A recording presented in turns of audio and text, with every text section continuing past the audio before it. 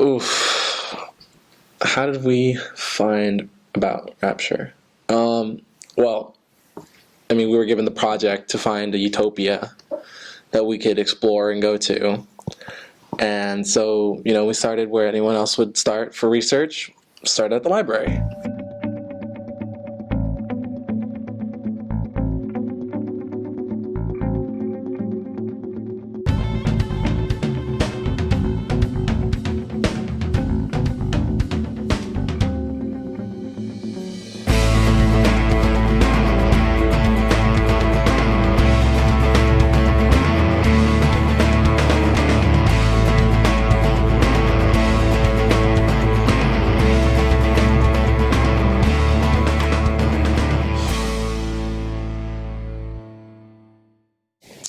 We looked in world atlases, we were looking at old maps, we were looking at basically any place we can try to find. There seemed to be no country, no city that we thought would fit the description until we found this old book that had the name of an island, and it was named Rapture. I guess we kind of just went with it. According to the history book, Rapture was discovered in the 1700s by Great Britain. It was colonized at that time as well. And Great Britain completely forgot about it. They completely abandoned the people they had there.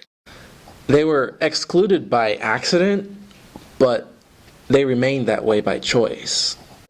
They got left off. They were completely abandoned. But it's because of this abandonment that they kind of forced themselves to be self-sufficient. And the crazy part is, it worked. They relied only on themselves. And so once we found out about Rapture, we got in contact with somebody there. It was very difficult, but we somehow managed. And they allowed us to come and visit their island.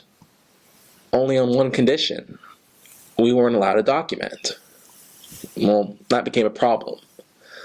So we decided we were going to document in secret.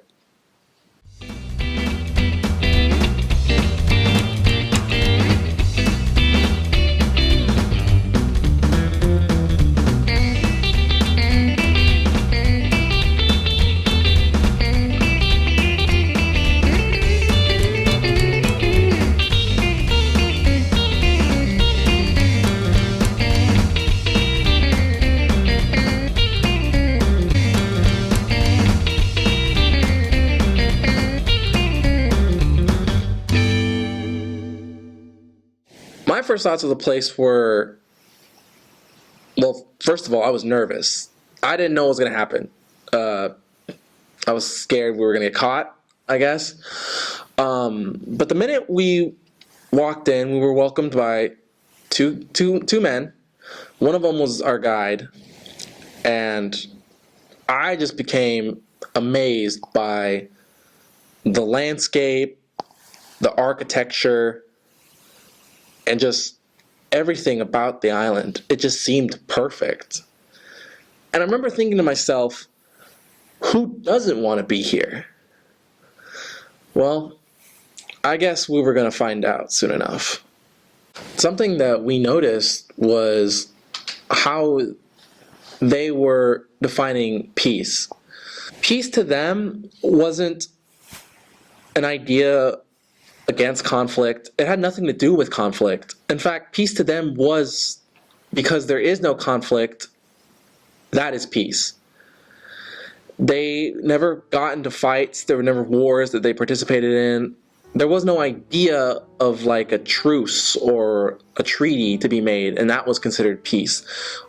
Their idea of peace was just their community, their ability to just be able to work together. And because of that, it really strengthened their ideology of us against the world. And we could see that in the way that they were working with each other, acting with each other, talking to one another. And it's just interesting. I never thought about peace in that way. When I think of peace, I think the end of a war and the idea that there is no more violence. But they have never seen violence. They have never seen a war. So they had to come up with peace in their own definition. And peace to them is rapture. So when we first got to Rapture, the only thing that was on my mind, and the only thing that I could think about for probably the first 30 minutes when we were there, was we were so going to get caught. I don't know, I didn't know how we were going to pull it off. But the more when we got there, we kept walking, kept talking. I got so involved in our conversations with our guide, and I just kind of forgot we were recording and that we were getting audio and doing exactly the one thing we were told we shouldn't do. But going back to our guide, he was super nice, super knowledgeable. He informed to us, he was actually the city historian. And every time we were walking and talking about the island, I noticed he kept referring to the island as a city. So why do you keep referring to the island as a city? You know, I've never really thought of it as an island. I've always thought of it as a city. So. What was so amazing to me about Rapture was that they were completely self-sustaining. They had been here for hundreds of years, and this island had all the materials they needed, had all the minerals they needed, all the support they needed for this infrastructure. And what was just so I couldn't wrap my mind around was that it was all them. All self-sustaining, no external contact. We had been the first people that weren't crashed on the island or born on the island to see the island with our eyes. And it was this amazing, it looked like it was a city that you would find here in the mainland United States. It was astounding. And kind of their driving ideology when you would talk to them is that, yeah, we're in it together. We're doing this. Sure, they had to sacrifice some things like no external contact, no getting off the island, stuff like that, but they were in it together. They knew what they had to do. They were banding together. They did everything for each other, for the good of the people. And what was so amazing to me is that no one was greedy. They were just doing it for the good of the cause. And most importantly, they just were happy to be free. So what we didn't realize until we had been talking with our guide for a little bit was that we were actually in the presence of one of the only functioning Marxist economies in the world today. And what's so amazing about it is that these people had no idea what Marxism is. So their economy worked like this. They don't have any cash. They trade mostly by bartering. They trade services for services, goods for goods, stuff like that. But there's no money involved. What makes it Marxist is that it is heavily regulated by a state. And since they don't know what Marxism is, they don't really know what the state is. But the state is a committee of families. There's about 10 or so different families, and these families all come from different careers, like agriculture, mining, etc.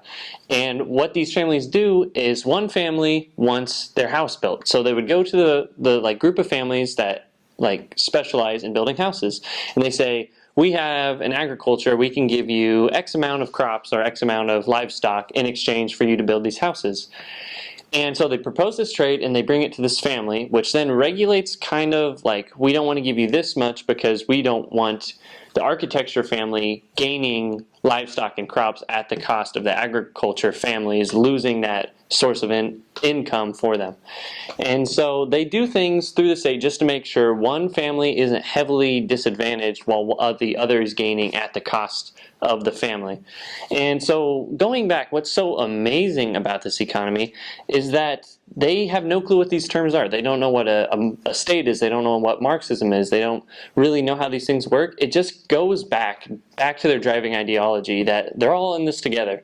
If one family starts to fall, then the rest of the island will fall. Without those services, it can't help everybody in the island.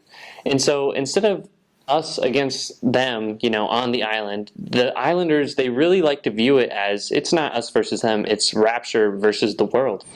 So how do women fit into this society? They basically just stay at home and do the chores and clean and cook and, take care of the kids, nothing more, nothing less. And they're okay with that? I mean, is there any other way? Yeah, so I guess feminism wasn't in their vocabulary either. So if you guys are British, does that mean you're primarily Christian? No, absolutely not. We don't believe in a god or practice any sort of religion. Wait, but how does that work?